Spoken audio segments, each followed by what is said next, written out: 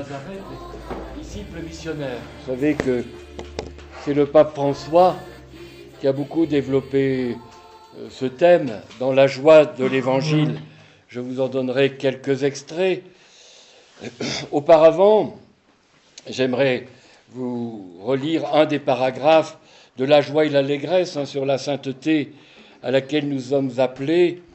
Je vous rappelais hier le numéro 14, quand le pape François dit que pour être saint, il n'est pas nécessaire d'être évêque. Ça, c'est une évidence, hein. Ni prêtre, ni religieuse ou religieux. Au contraire, nous sommes tous appelés à être des saints en vivant avec amour et en offrant un témoignage personnel dans nos occupations quotidiennes, là où chacun se trouve. Il s'agit d'évangéliser notre quotidien, de le sanctifier. Un prêtre, c'est d'abord une vie de prêtre. Votre témoignage, on témoigne par ce que l'on est, avant de témoigner par ce que l'on dit ou ce que l'on fait. Vous êtes prêtre pas uniquement quand vous célébrez les sacrements. Vous êtes prêtre dans toute votre vie. Et c'est ce quotidien qui est difficile à assumer. Vous voyez ? Et le christianisme est la seule religion au monde qui sanctifie le quotidien. Si vous allez en Inde, vous verrez, c'est dans l'exceptionnel. On a besoin de revêtir les vêtements, etc. C'est au cours d'un pèlerinage. Vous voyez, nous croyons, à la suite de Jésus de Nazareth, que la sainteté à laquelle nous sommes appelés, c'est au cœur même de ce quotidien dont nos contemporains, enfin je parle de l'Europe bien sûr, ont tant de mal à donner du sens. Ils ne vivent pas pour le quotidien, ils vivent pour l'extraordinaire. Ils vivent pour les vacances. Si je prends un exemple du quotidien de beaucoup de nos contemporains, c'est on va travailler pour gagner de l'argent. C'est tout. On ne travaille pas pour autre chose. Gagner de l'argent. Et qu'est-ce qu'on va faire avec l'argent ? Ben, les loisirs. On vit pour les loisirs. On vit pour le week-end. On vit pour les vacances. Vous voyez ? Donc, quelque part, comment le christianisme peut-il s'incarner dans une société qui ne donne sens qu'à l'extraordinaire ? Or, on va voir que ces témoins de la petite voix de Nazareth, que ce soit Marc, que ce soit Madeleine Delbrel, que ce soit Charles de Foucauld, Thérèse de Lisieux, parce que je prends ceux qui ont vécu plutôt dans la première moitié du XXe siècle, qui ont essayé de donner sens à l'histoire, puisque vous savez que ce siècle, c'est le siècle de la bombe atomique, le siècle de la science, du scientisme, la fin du XIXe. On a cru que le progrès, la science, l'intelligence, le savoir, allait libérer l'homme des forces du mal, des forces obscurantistes. Ouvrons des écoles et nous fermerons les prisons. Et voilà ce que disait déjà Victor Hugo. Le savoir va libérer de l'obscurantisme religieux, mais pas seulement. Donc vous comprenez que ce XXe siècle, en tout cas en Europe, a été le siècle le plus tragique de l'histoire. Et c'est là que quelqu'un comme Marthe a vécu ce tragique de l'histoire. C'est le temps des camps de concentration, mais pas seulement. Je dirais, pensez à ce qui s'est passé en Union soviétique, les goulags, des millions de morts. Des millions de morts. Moi, je suis à Bayeux, sur les plages du débarquement, mais quand vous écoutez les récits, quand vous voyez les films, c'est tragique. Et des jeunes soldats, si vous allez au cimetière américain, il y a plusieurs milliers de soldats, ils n'avaient pas plus de 20 ans pour la plupart. Des milliers. Donc, vous sentez bien, Marthe a vécu dans sa chair, de manière presque prophétique, ce que notre monde, occidental en tout cas, allait vivre dans ce siècle le plus tragique de l'histoire, la croix. Où est Dieu? Mais il est là. Il est dans cet enfant de 16 ans qu'on pend dans un camp de concentration. Voilà ce que disaient des Juifs. Où est Dieu devant tant de drames? Mais il est là, dans l'être humain bafoué. Et donc, c'est important que ce mystère de l'incarnation, qui est aussi lié au mystère de la rédemption, mais Dieu est l'un d'entre nous. On ne peut pas dire à Dieu, tu ne sais pas ce que c'est que souffrir. Tu ne sais pas ce que c'est que subir la violence. Il l'a prise avec lui, mais il l'a transfigurée de l'amour même de Dieu. Et c'est ça la résurrection. Alors le pape continue au numéro 15, vous voyez, toujours dans la joie et l'allégresse, laisse la grâce de ton baptême porter du fruit dans un cheminement de sainteté. Voilà. Un cheminement de sainteté. La sainteté, au fond, c'est le fruit de l'Esprit Saint dans ta vie. Voilà, la sainteté, ce n'est pas uniquement des moments quand nous sommes à la chapelle ou à l'église ou rassemblés avec les catholiques. Non, c'est toute notre vie qui est appelée à être sainte. Voyez. Mais c'est là, nous verrons que disciples, nous ne pouvons pas être disciples si en même temps nous ne devenons pas fils du Père à la suite de Jésus. Et on ne peut pas être frère si on n'est pas fils. Donc ça, c'est aussi des éléments fondamentaux de la vie spirituelle. Et que c'est difficile de devenir fils. Nous sommes l'enfant de nos parents. Mais nous ne sommes pas forcément le fils de nos parents. Ça suppose, dans ma liberté, c'est un acte de ma liberté. Mes parents ne peuvent pas m'imposer d'être leur fils. C'est quand je les rechoisis librement, par amour, que je deviens peu à peu leur fils. Le baptême, je deviens enfant de Dieu. Mais je peux, par l'Esprit Saint, peu à peu devenir fils. D'ailleurs, pour Saint Jean, il n'y en a qu'un qui soit le fils, c'est Jésus. Pour Saint Paul est un peu différent de Saint Jean. Il nous dit que pour Saint Jean, nous sommes enfants de Dieu, appelés à devenir. Mais il n'y en a qu'un qui soit pleinement fils. Pour Saint Paul, c'est l'Esprit Saint qui en nous fait de nous des fils, oui, et même héritiers. Donc vous sentez bien que cette grâce, la grâce de notre baptême, est à vivre dans le quotidien de notre vie. Or, Nazareth, c'est la sainteté au quotidien. Oui. Et le pape, dans la joie de l'Évangile, le pape François, dit que nous sommes appelés, comme nous le rappelle l'Évangile, à apporter le sel et être lumière au monde. Voilà. Or, le problème n'est pas toujours, dit-il, dans notre mission. Il parle à la fois pour les laïcs, mais aussi pour nous, dans notre ministère. Ce n'est pas toujours l'excès d'activité. Mais ce matin, nous avons médité dans l'évangile Marthe et Marie. Jésus ne condamne pas l'activité de la cuisine. Mais Marthe ne le fait plus par amour. Elle est tellement préoccupée, elle tombe dans l'activisme, dans le stress. Or, le pape dit, ce qui est important, c'est une spiritualité qui imprègne l'action et la rende désirable. Il parle de l'ascédie pastorale. Vous savez, c'est les pères du désert. Hier, je vous ai parlé de l'aquabonite. À quoi bon? Voilà, on a déjà essayé. L'évêque nous demande de faire ceci, ou le conseil épiscopal. Enfin, arrêtons, c'est pas nouveau, on a déjà essayé, ils n'ont qu'à venir sur le terrain, ils verront. L'acédie, c'est un peu la même maladie. On n'a plus le goût à rien. On fait tout par devoir ou par habitude, mais on n'y est plus présent, enfin. Il n'y a plus d'amour. On fait tout parce que oui, il y a la messe à aller célébrer à telle heure, bon, je me lève, point final, qui m'en demande pas trop, Voilà, ça c'est l'ascédie. Et le pape dénonce l'ascédie pastorale.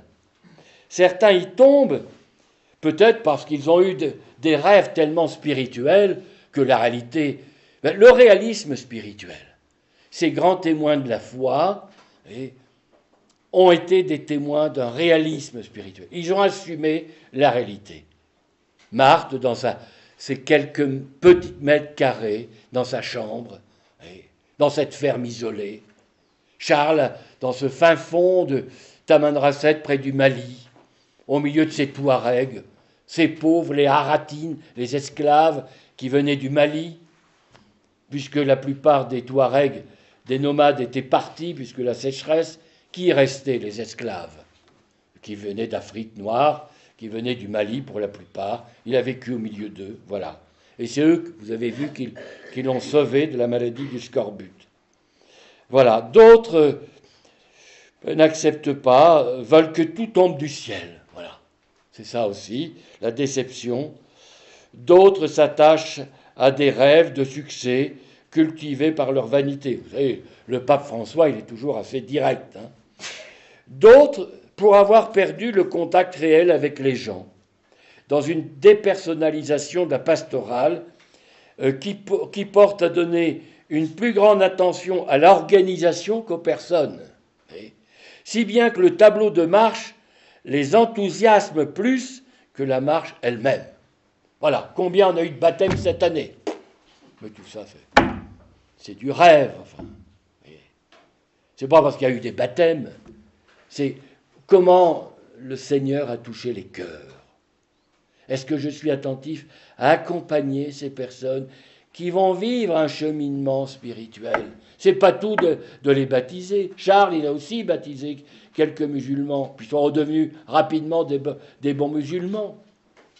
S'il n'y a pas l'accompagnement, vos baptisés d'aujourd'hui deviendront... Ils iront dans les sectes, parce que là, on leur promettra du travail, on leur donnera un peu d'argent. Vous voyez, c'est ce qui se passe dans l'Afrique de l'Ouest, c'est ce qui se passe aujourd'hui au Brésil. S'il n'y a pas l'accompagnement spirituel, s'il n'y a pas la formation chrétienne, et ça demande beaucoup de patience, beaucoup de temps, beaucoup d'initiatives, beaucoup de rencontres. Ah, c'est mieux de rester au presbytère, voilà. Voyez. Et puis, chez nous, préparer au baptême quand les gens regardent la télé en même temps. C'est pas terrible, hein. Pas terrible. Vous avez l'impression que vous les gênez. Le père, il est là, il regarde quand même son match de foot. Vous leur parlez du baptême. Bon. Mais c'est Jésus qui vient, voilà. Malgré le match de foot. Donc vous sentez bien qu'il y a une pauvreté dans le ministère. On n'a pas prise sur les âmes. On n'a pas prise sur les âmes. Vous laissez l'Esprit Saint entrer dans cette maison. C'est pas vous qui venez d'abord, c'est Jésus. Ben oui, il les accueille avec ce qu'ils sont. Voilà, je suis allé chez les Touaregs et puis ils étaient très fiers parce que maintenant ils ont des panneaux solaires. Ils ont même la télé sous leur tente. Ils étaient très fiers de me montrer la télé de l'Europe. Moi, ça ne m'intéressait pas. Je venais les rencontrer, mais voilà. Et en même temps, en partageant le thé, ben oui, il y avait la télé. Ils étaient fiers de me montrer qu'il y avait la télé. Hein, voilà. Donc vous sentez bien que voilà, d'autres tombent dans l'ascédie parce qu'ils ne savent pas attendre. Ils veulent dominer le rythme de vie. L'impatience d'aujourd'hui d'arriver à des résultats immédiats fait que les agents pastoraux n'acceptent pas facilement le sens des contradictions, d'un échec apparent. Ils n'acceptent pas la critique, ils n'acceptent pas la croix. Voilà. Et le pape appelle cela la psychologie de la tombe, c'est-à-dire du cimetière. Voilà. Pour tout cela, je me permets d'insister, ne nous laissons pas voler la joie de l'évangélisation.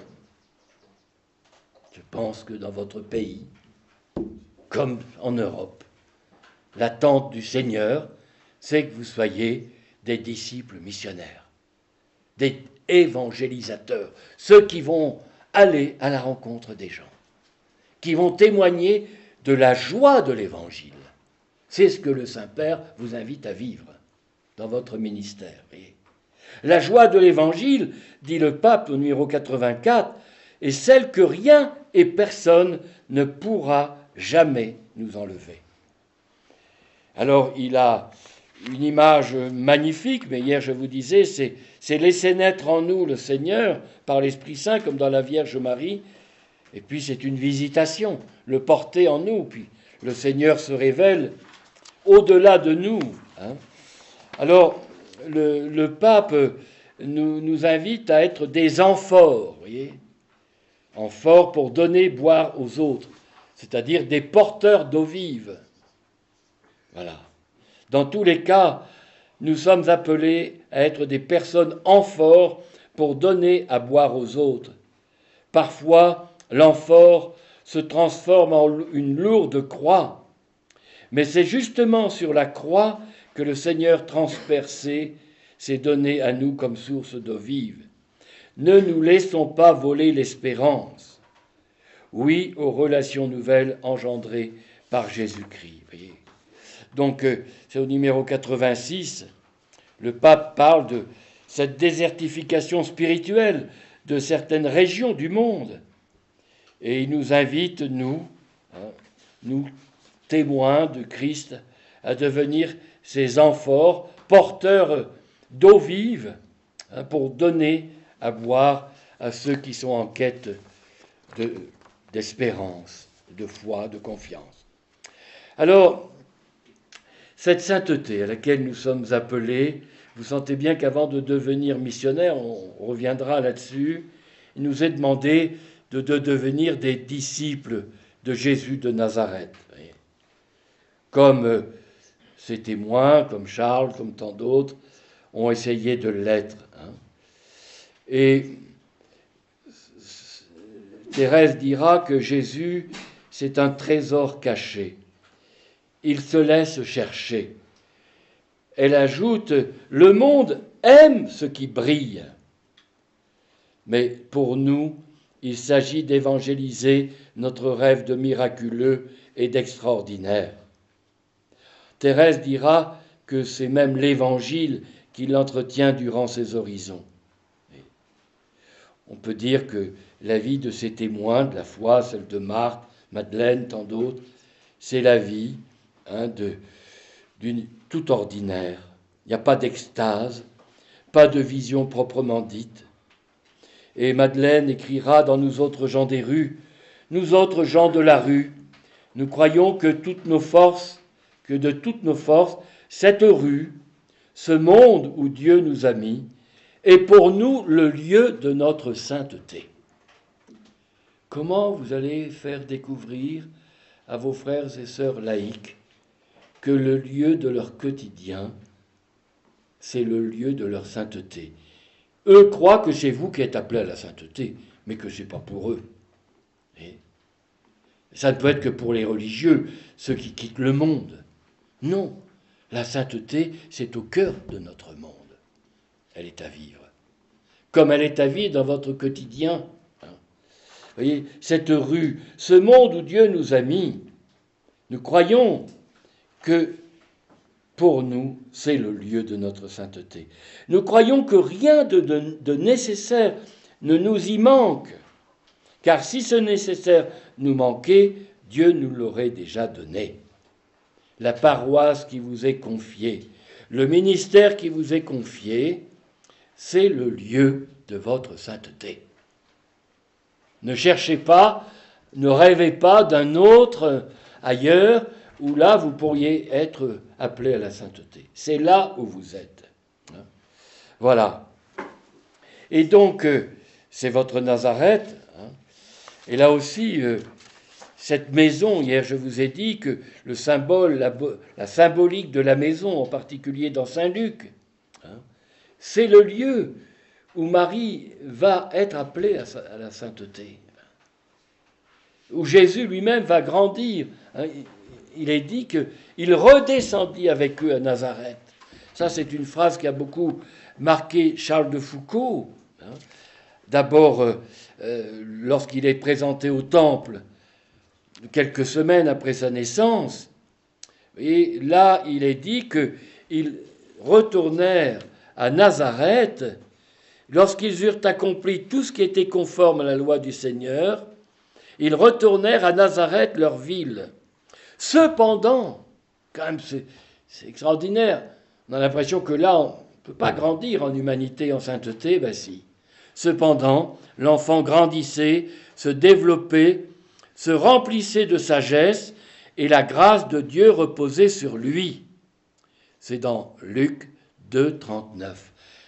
Jésus, pendant 30 ans, va assumer ce que nous avons, nous, tant de mal à assumer et à donner de sens. Il avait autre chose qu'à faire, à raboter des planches. Il l'a fait avec amour, il s'est offert. Et là, il sauvait déjà le monde, comme il le sauvera plus tard sur la croix.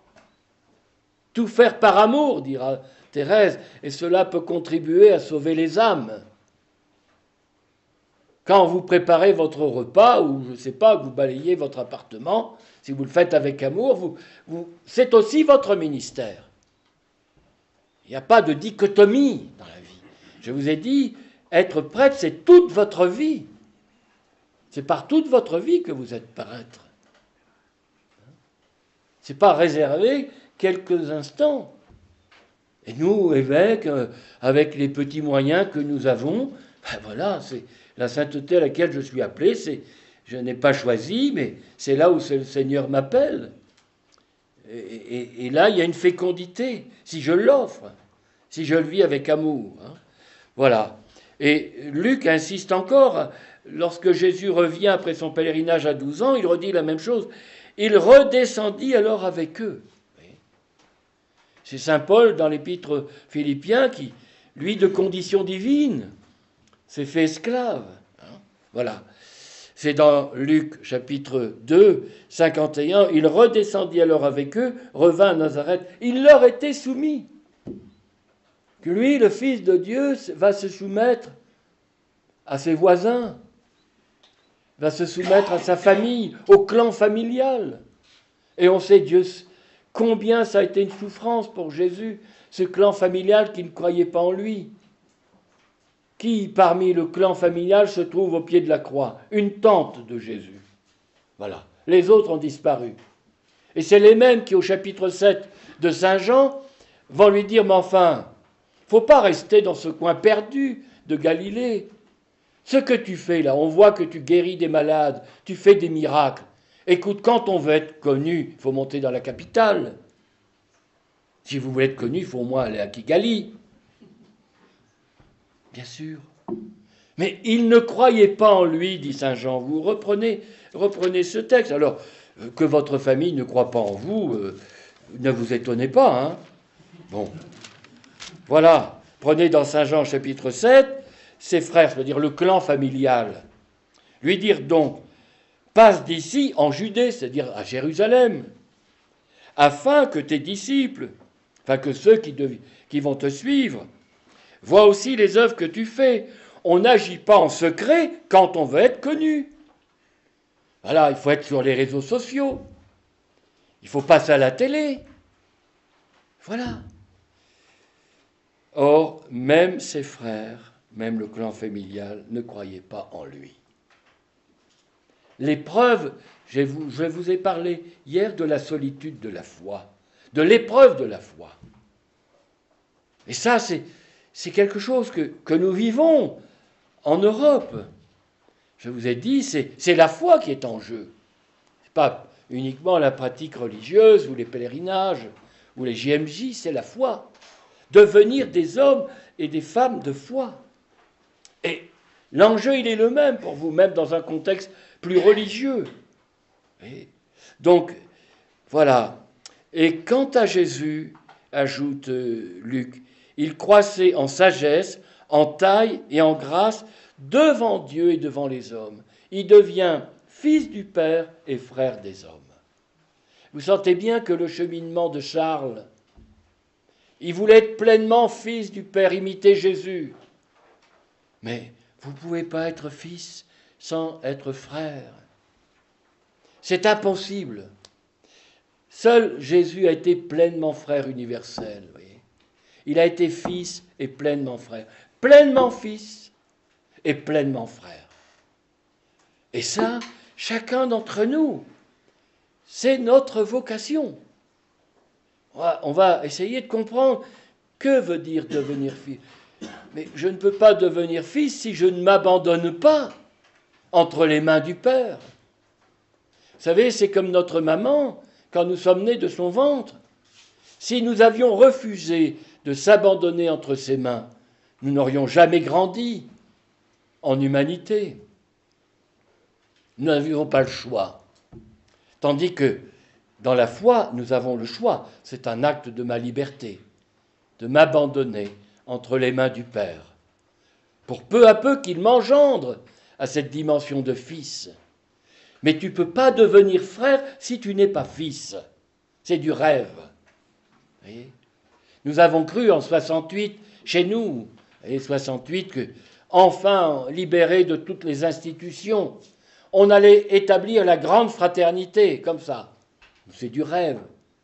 C'est du rêve comme au moment de la Révolution française. Ce n'est pas parce qu'on a mis en 1848, lors de la deuxième révolution, la fraternité sur les frontons de nos mairies qu'on est frères. Pas du tout. C'est du rêve. D'ailleurs, ce mot de frère, c'est Jésus, c'est Dieu qui le dit. Qu'as-tu fait de ton frère ? Il le dit à Caïn. Mais quand Caïn a tué Abel, Dieu n'était pas là.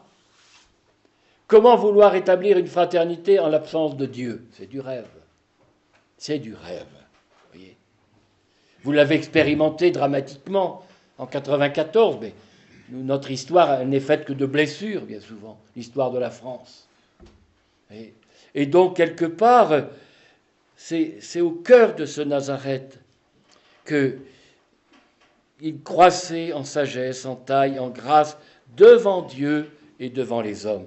Retenez bien, c'est au chapitre 2 de Luc, verset 52. Encore quelques phrases, et puis après on va s'arrêter là. Hein. Mais vous sentez bien que, hier je vous avais parlé de ouvrir la porte. Marie avait la porte ouverte, c'était Fra Angelico. Hein. On voit Marie sur un tabouret avec cette porte ouverte. Or, accueillir l'Esprit Saint, Marie ouvre la porte à Dieu. Et qu'est-ce qui se passe quand on ouvre la porte à Dieu ? Marie ne va pas rester à Nazareth. Dieu l'envoie sur les routes des hommes. Donc la mission, l'évangélisation. C'est l'évangélisation qui vérifie notre fidélité au Seigneur. Vérifiez bien. Vous pouvez toujours faire des prières. Je suis un bon prêtre. Tu es un bon prêtre si tu évangélises. Voilà. Ça veut dire, oui, l'Esprit Saint, rassure-toi, il va te déstabiliser. Il va t'envoyer sur les routes. Il ne va pas te laisser bien au chaud dans ton presbytère. Ça, c'est sûr. C'est sûr. Demande cette grâce. Alors, n'aie pas peur, il t'accompagnera. Mais ça va te déstabiliser. Je vous donne encore un exemple. C'est la France, bien sûr. Hein. Je suis allé rencontrer des cheminots de la CGT, mouvement qui vient de communiste, vous savez. Donc la SNCF, les trains, etc. Parce que c'était la période des grèves.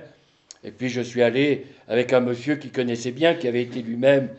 Alors, eux, ce sont des syndicalistes, vous savez. Donc, si l'évêque, je ne suis que du côté des patrons. Voilà. Donc, ils allaient commencer par... ils étaient 7 ou 8. Je dis, je viens... Pourquoi vous venez ? Pour vous rencontrer, voir qu'est-ce que vous vivez, puisqu'il y a les grèves des trains, etc. Bon, alors, ils n'étaient pas peu nombreux. Je dis, on va commencer par faire connaissance. D'abord, je les ai salués chacun. Le responsable me dit, c'est pas comme ça qu'on a prévu. Il avait déjà prévu son discours de revendication pour que l'Église entende. Elle qui doit être du côté des patrons, normalement, des riches, hein.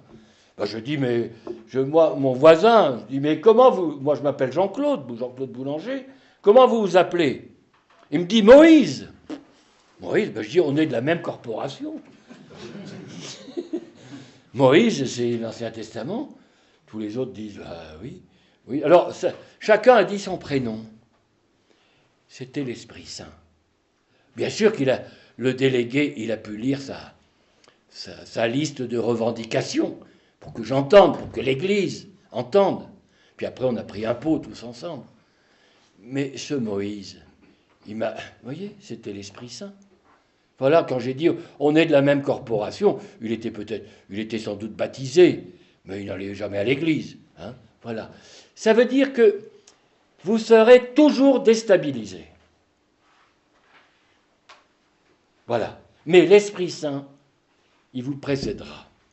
Parce que vous êtes pauvre, parce que vous ne maîtrisez rien du tout de la situation. Il faut accepter cette pauvreté. Il y a la pauvreté économique, c'est pas la plus difficile à vivre. Mais celle de l'évangélisation, celle du missionnaire qui n'a rien. Vous savez, quand j'ai dit à cette femme, elle m'a dit, comment ça s'écrit le mot évêque? Bon, voilà. Ben oui. Hein? Donc, voilà. C'est accepter d'être démuni. On n'a pas prise sur les âmes. Et derrière, parfois, vous savez, quand on est interpellé, quand on est remis à sa juste place, en France, l'évêque, chez le préfet, il arrive en dernier. Le dernier, j'arrive après les représentants économiques. On m'appelle les représentants du culte. Vous voyez, il y a l'imam, il y a... Voilà. On nomme toutes les personnalités et l'évêque arrive en dernier. Voilà. C'est Jésus, ça. C'est l'Évangile. Vous avez l'air surpris. C'est l'Évangile. La dernière place. La société nous le donne. Elle nous accule à vivre l'Évangile. Rendons grâce à cette société qui nous remet à notre juste place. Voilà. Donc, quelque part, vous sentez bien, c'est pas facile à vivre. Et puis aujourd'hui, vous savez, avec toutes les histoires de pédophilie, je pense que je ne sais pas si Monseigneur Servilien téléphone notre père Alfred, hein, mais là-bas à Rome, ben, les jeunes, ils y vont. Hein. Faut que l'Église, elle balaye devant sa porte. Hein. Faut que l'Église balaye devant sa porte. Les prêtres, ils ne sont pas portés au nu. Hein. Donc, quelque part...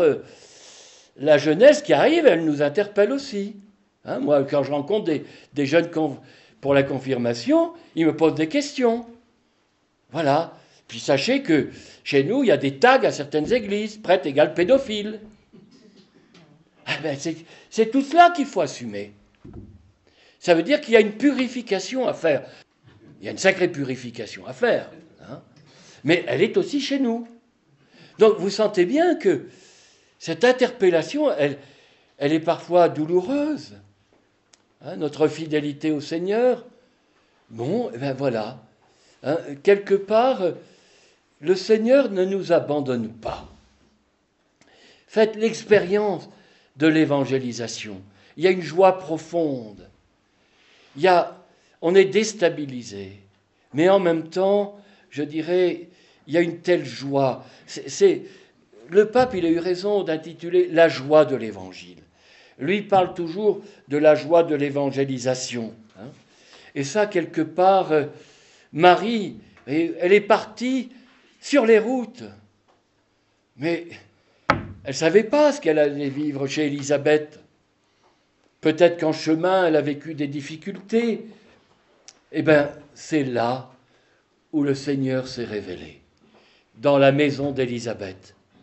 Et non seulement Élisabeth, c'est une cousine, mais elle a une sœur dans la foi. Et ça, je vous ai dit, la plus grande grâce que nous recevons aujourd'hui, c'est d'avoir des frères et des sœurs dans la foi. C'est un cadeau du ciel. C'est un cadeau du ciel. Je souhaite, frères, que vous ayez des frères et des sœurs dans la foi. Ce n'est pas forcément les membres de votre famille, mais avec qui vous pouvez partager profondément. Ce sont souvent des laïcs, des petites gens, qui sont là. Ben voilà, Marie a été confirmée de cette effusion de l'Esprit qu'elle a reçue à Nazareth, dans l'humble maison qu'elle avait, mais elle a été confirmée par Élisabeth. Vous voyez, quand on entreprend l'évangélisation, ben le Seigneur nous confirme dans notre vocation. Il nous confirme dans notre ministère. C'est d'autres, c'est toujours très discret. Ah, c'est pas tapageur, non. Mais voilà, j'appelle cela les clins d'œil de l'Esprit Saint. Les clins d'œil du bon Dieu. Vous voyez. Et sans doute que à la visitation, là-bas, près de Jérusalem, dans l'humble maison aussi de Nazareth, d'Élisabeth, Marie a été confirmée dans ce qu'elle venait de vivre à Nazareth. Voilà. Comme plus tard, la naissance se déroulera non pas à Nazareth, mais à Bethléem, dans un autre lieu. Et ce sont des bergers, des pauvres, qui vont confirmer à Marie que cet enfant est bien l'envoyé de Dieu. Bien, rendons grâce au Seigneur pour tout cela.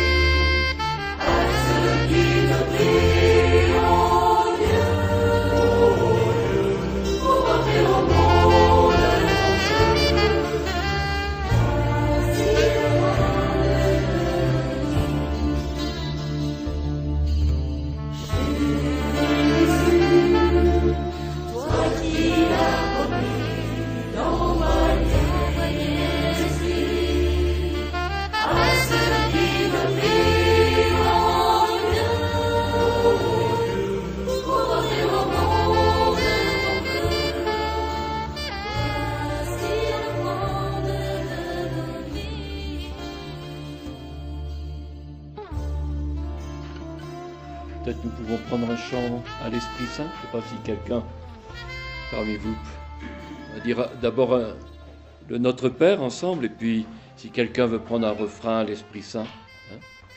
Au nom du Père, du Fils et du Saint-Esprit, Notre Père qui es aux cieux, que ton nom soit sanctifié, que ton règne vienne, que ta volonté soit faite sur la terre comme au ciel. Donne-nous aujourd'hui notre pain de ce jour. Pardonne-nous nos offenses, comme nous pardonnons aussi à ceux qui nous ont offensés. Et ne nous laisse pas entrer en tentation, mais délivre-nous du mal. Nouvelle la face de la terre.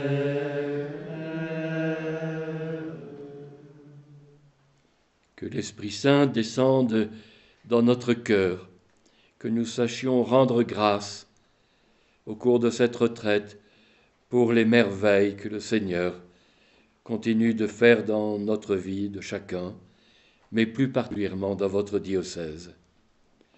Ô Seigneur, envoie ton esprit qui renouvelle la face de la terre. Au nom du Père, du Fils et du Saint-Esprit. Amen.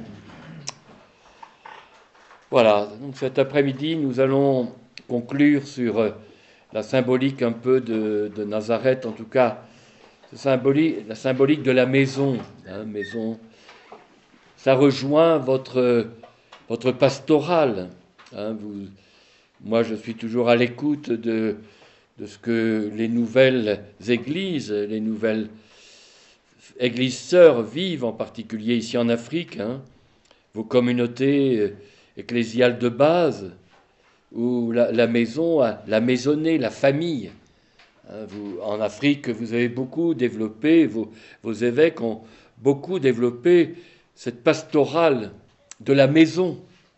Et ils ont raison parce que le premier lieu à évangéliser, mais aussi le premier lieu qui évangélise, vous le savez bien, c'est la famille. Or, vos pasteurs rejoignent cette intuition je dirais, des premières communautés chrétiennes.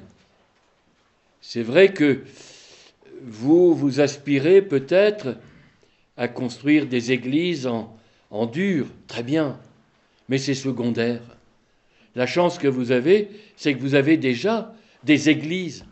La petite église, c'est la communauté. Vous voyez, les premiers chrétiens, ils appelaient l'ecclésiole.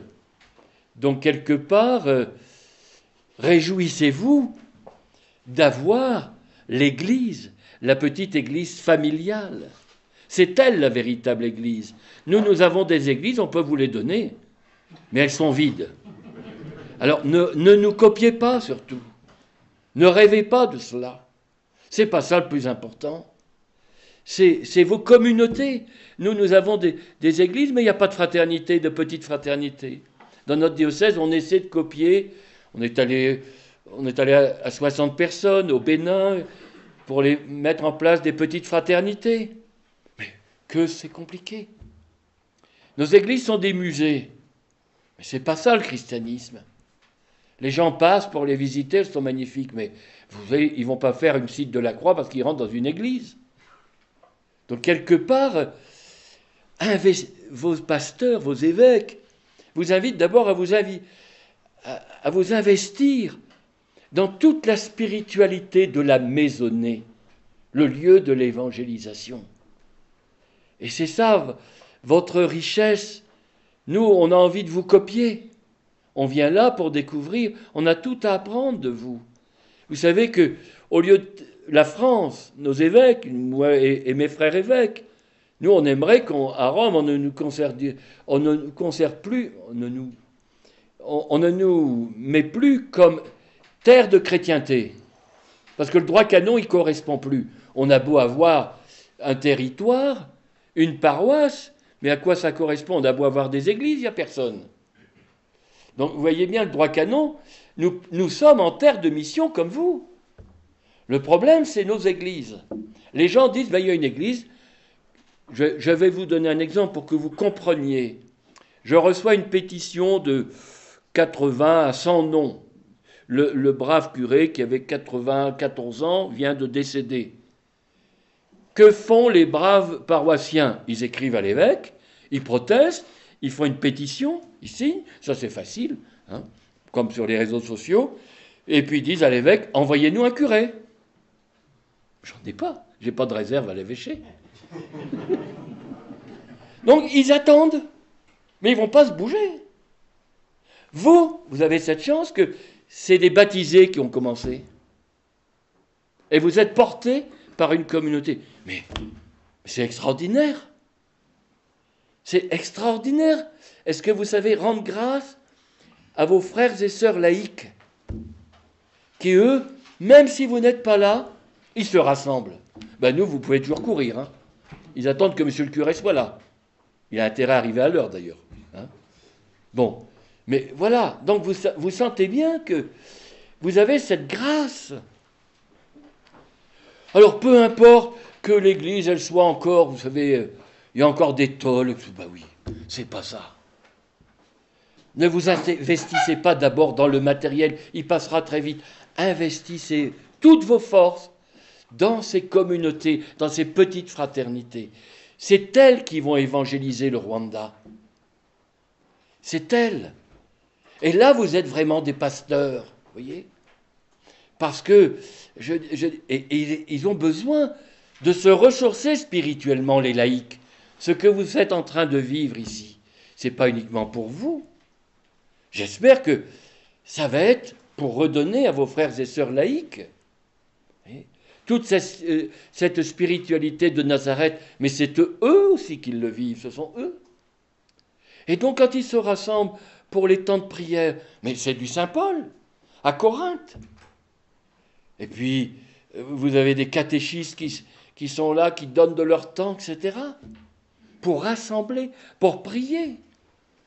Mais vous êtes pour nous, occidentaux, un modèle. Nous voudrions dire à Rome, arrêtons toutes ces structures. Il y a telle paroisse, il faut un curé, tout ce qu'il faut un conseil économique, il faut un conseil pastoral, il faut un conseil, une EAP, une équipe d'animation pastorale. Mais on ne les trouve plus. Nous revenons presque, vous voyez, à ce que vous êtes, à ce que les premiers missionnaires ont fait. Donc, cette spiritualité qui anime, je dirais, vos églises locales, mais c'est une grâce pour l'Église universelle, parce que ce que l'Occident est en train de vivre, il y aura d'autres régions du monde qui vont le vivre aussi. Nous sommes, dans beaucoup d'endroits, terre de mission. Donc, voilà, j'ai beaucoup insisté sur le sens de la maison, et la maison de Marie. Faites découvrir justement aux baptisés l'importance. Vous avez là dans l'Annonciation Marie qui ouvre sa porte, mais ce n'est pas sa porte physique, c'est son cœur à l'envoyé de Dieu. D'ailleurs, Paul Claudel, avec humour, c'est un grand écrivain chrétien, je vous ai dit qu'il s'est converti en 1886 à la nuit de Noël à la cathédrale de Notre-Dame à Paris, en écoutant le Magnificat. Il dit ceci: « Esprit Saint n'entre pas chez moi, je crains les courants d'air. » C'est de l'humour. Mais voilà, l'Esprit Saint, il est d'abord présent dans une maison. Alors quand vous allez faire un rassemblement, oui, vous pouvez imaginer la Pentecôte. Mais trop souvent, on a oublié que l'Esprit Saint, il était présent dans l'humble maison de Marie, comme il est présent de maison en maison, dans l'humble maison d'Élisabeth. Et ça, c'est le fondement.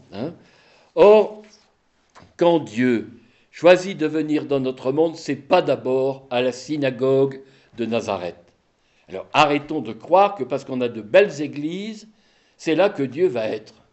Je vous ai dit avec humour, une mamie dans un village qui disait à son petit garçon, ben voilà, tu vois, ça c'est la maison de Jésus. Le petit garçon, avec du bon sens comme peuvent l'avoir les enfants, il dit, mais mamie, Jésus ne doit pas être là souvent, sa maison elle est toujours fermée. Donc, la première maison, c'est là où il y a des chrétiens. C'est là votre église. Et c'est là votre mission de pasteur, à les encourager, à les rencontrer, à les soutenir. Puis vous avez des laïcs, des catéchistes, etc. D'autres qui sont missionnés. C'est votre première mission. Alors je sais bien que ça vous fait chaud au cœur si vous avez une belle église ou que tout le monde va admirer. C'est pas ça le plus important. C'est pas votre première mission. Passez pas du temps dans du matériel, voyez.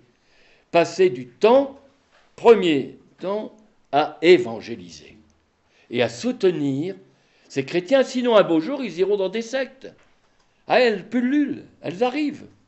Nous, il y a plus d'églises évangéliques qui s'ouvrent que d'églises catholiques. Donc, quelque part, vous sentez bien que nous sentons chez nous l'urgence de l'évangélisation. Alors, c'est vrai qu'il ne faut pas majorer. Les médias, dans le journal, on va voir telle église qui est ouverte à tel endroit. Rarement une église catholique qui est ouverte, ça c'est sûr.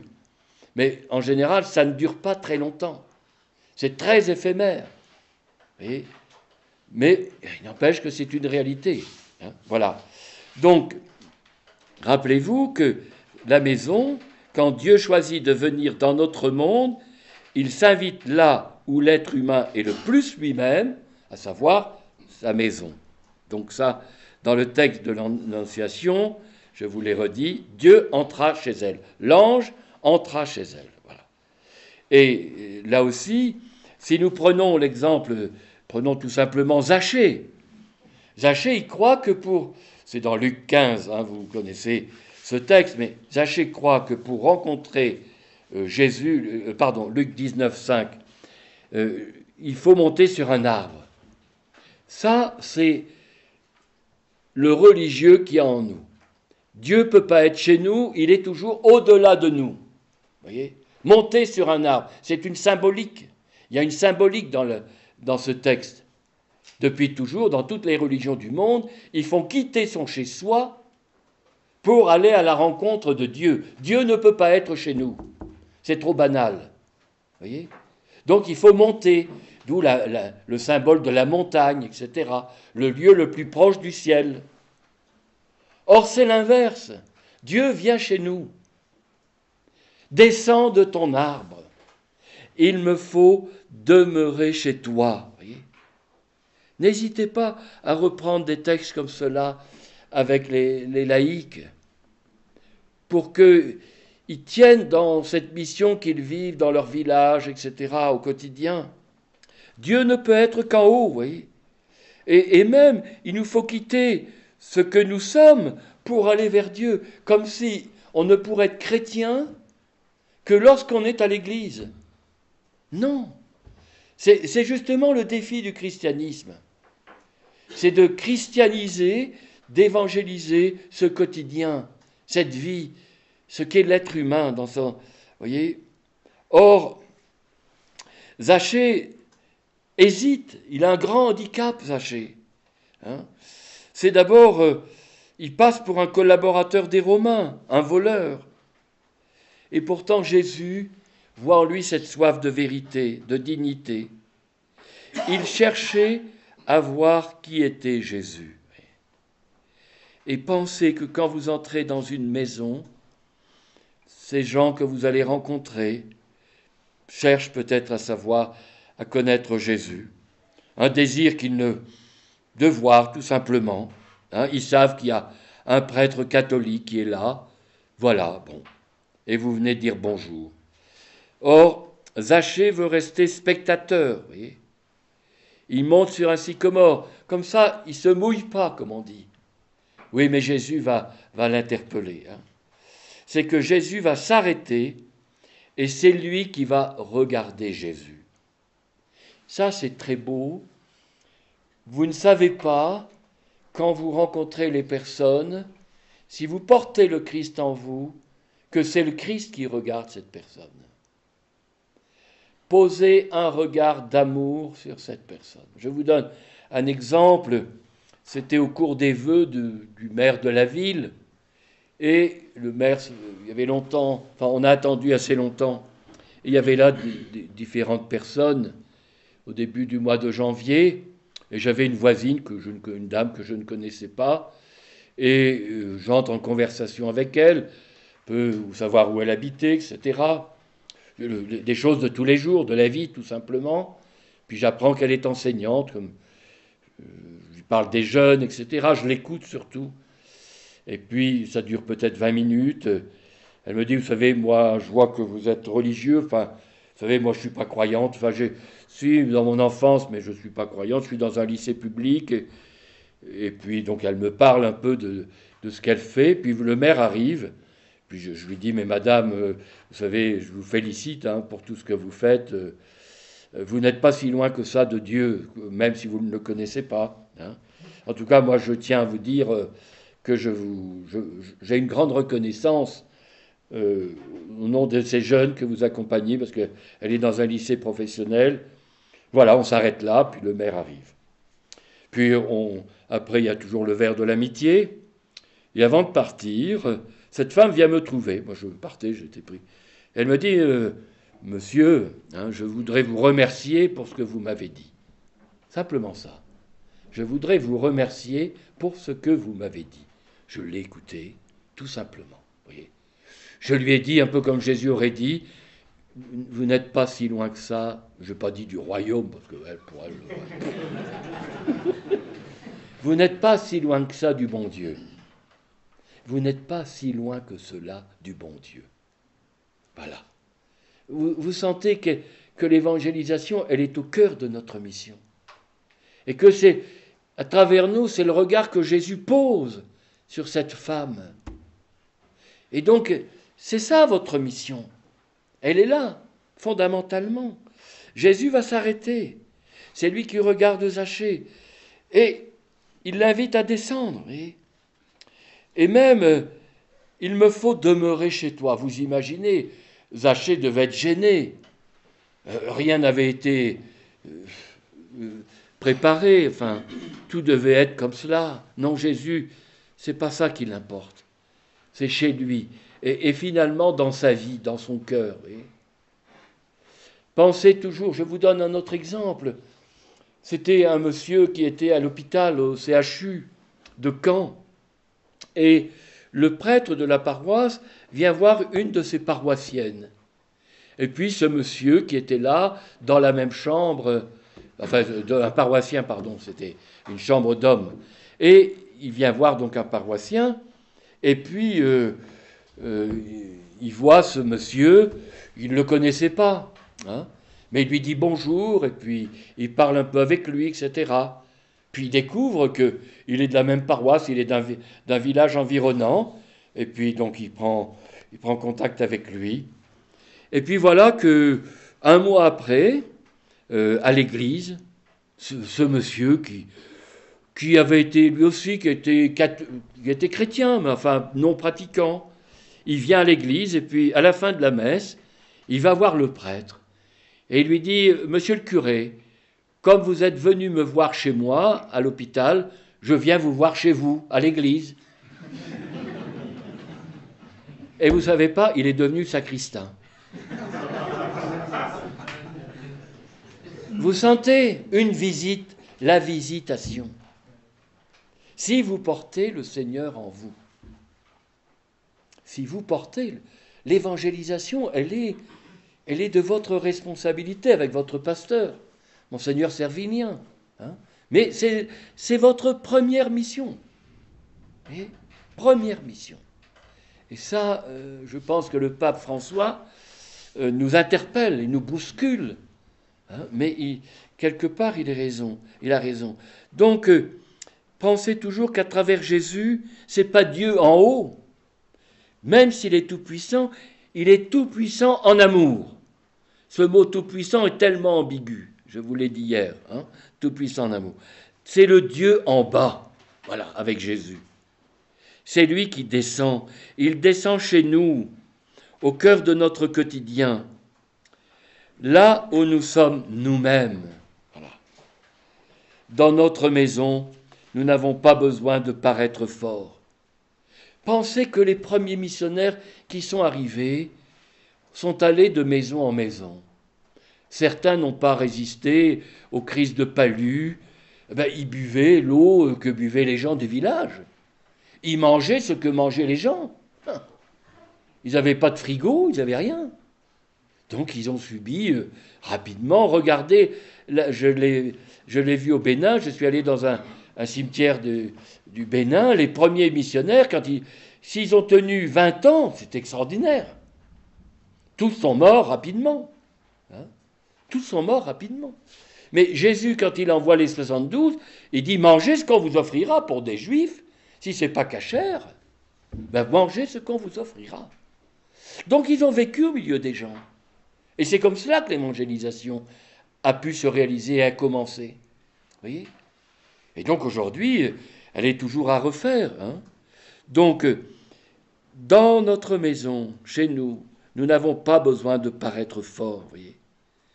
Nous croyons construire une maison, c'est elle qui nous façonne. Voyez ? Et en même temps, c'est là où l'être humain crée des liens. Et donc, oui, vos pasteurs ont raison de mettre l'accent sur la famille. C'est le lieu de l'évangélisation. C'est là où des enfants, des petits-enfants, des grands-parents, même chez nous, les jeunes me parlent, et sur les 400 lettres que j'ai reçues des jeunes qui ont entre 12 et 15 ans, ou 16 ans, il y en a, je dirais, presque les 3/4 qui me parlent de leurs grands-parents, qui ont vu leur grand-mère prier quand ils étaient petits. Bon, voilà. Et ça, c'est quelque chose de fondamental. Pensez qu'une maison, c'est là où un individu devient un frère. c'est là où on apprend la fraternité. C'est là où se construit un homme et où s'enfante un saint. Pour moi, le plus beau cadeau que j'aurais reçu dans mon épiscopat, ça a été la canonisation, d'abord la béatification, et la canonisation des parents de Sainte Thérèse. En 2002, je pense que je vous l'ai dit, mais quand j'ai rencontré le pape Jean-Paul II, ça a été ma première demande. Et lui le souhaitait. Or, le dossier, il était prêt. Voilà. Puis aujourd'hui, ça va être, j'espère, avant ma mort, que Léonie et la sœur, ce qui est à la visitation de Caen, sera canonisée, béatifiée aussi. Parce que Léonie, c'est elle qui a vécu la petite voix de Sainte Thérèse, qui a vécu des choses douloureuses, la passion de Jésus aussi, à sa manière, mais qui a vraiment vécu la petite voix de Thérèse.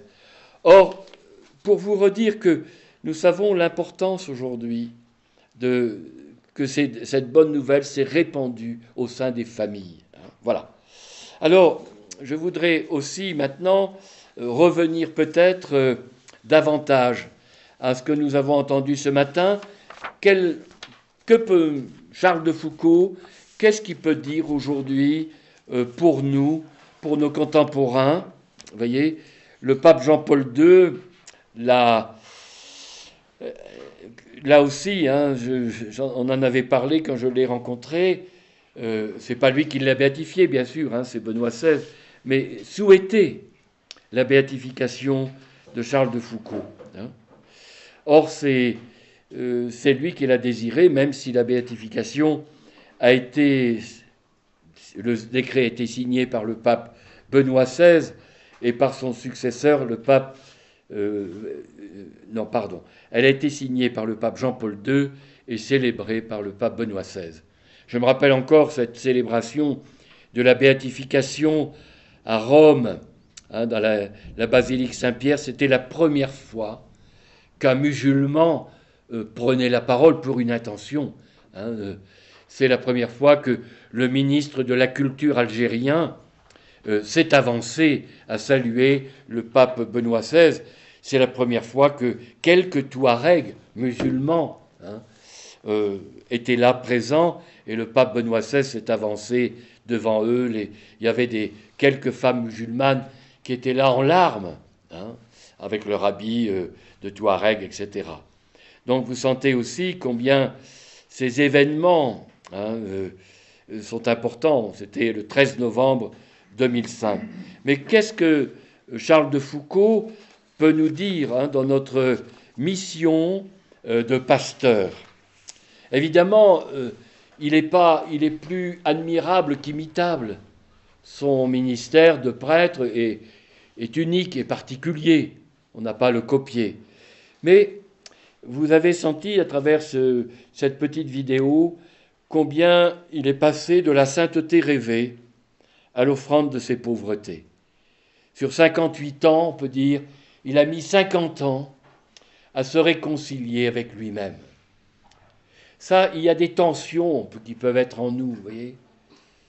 C'est un long chemin. Vous parlez beaucoup de réconciliation dans votre diocèse, dans votre pays. La première réconciliation, parfois, c'est avec soi-même. C'est parfois le plus difficile. Il y a des comportements qui sont signes qu'il n'y a pas eu de réconciliation intérieure. Ouais. Or, c'est la grâce qu'il faut demander. Passer de la sainteté rêvée et où on est tendu à l'offrande de sa pauvreté. Ça, c'est le chemin qui nous est demandé dans la vie spirituelle, dans le christianisme. Or, ce qui est étonnant, lui qui a été fasciné par la vie de Jésus à Nazareth, sa vie se déroule un peu en deux parties. Il y a une première partie qui est à sa conversion, puis 15 ans où il va chercher à imiter Jésus en étant moine, en vivant, je dirais, à Nazareth. Ça va durer 15 ans, oui. 1886, la date de sa conversion. 1901, là où il va être ordonné prêtre, donc 15 ans. Et puis 15 ans où il va être missionnaire, 1900-1916, ça fait 30 ans. 30 ans, je dirais, en imitant Jésus à Nazareth, selon la tradition. Mais qu'est-ce qu'il nous dit?